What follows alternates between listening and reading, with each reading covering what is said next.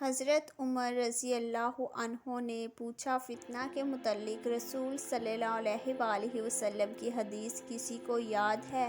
حضرت حذیفہ رضی اللہ عنہ نے بیان کیا کہ میں نے سنا ہے آپ صلی اللہ علیہ وآلہ وسلم نے فرمایا تھا کہ انسان کے لیے اس کے بال بچے، اس کا مال اور اس کے پڑوسی فتنہ، آزمائش اور امتحان ہیں،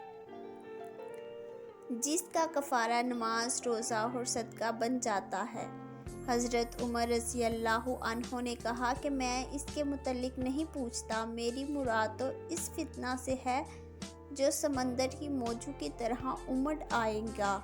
اس پر حضرت حذیفہ رضی اللہ عنہ نے کہا کہ آپ کے اور اس فتنہ کے درمیان ایک بند دروازہ ہے، یعنی آپ کے دور میں وہ فتنہ شروع نہیں ہوگا۔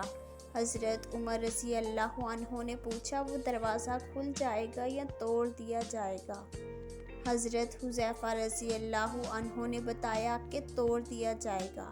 حضرت عمر رضی اللہ عنہ نے فرمایا کہ پھر تو قیامت تک کبھی بند نہ ہو پائے گا۔ ہم نے مسروق سے کہا، آپ حذیفہ رضی اللہ عنہ سے پوچھئے کہ کیا حضرت عمر رضی اللہ عنہ کو معلوم تھا کہ وہ دروازہ کون ہے؟ چنانچہ مسروق نے پوچھا تو آپ رضی اللہ عنہ نے فرمایا، ہاں بالکل، اس طرح انہیں علم تھا جیسے رات کے بعد دن کے آنے کا علم ہوتا ہے۔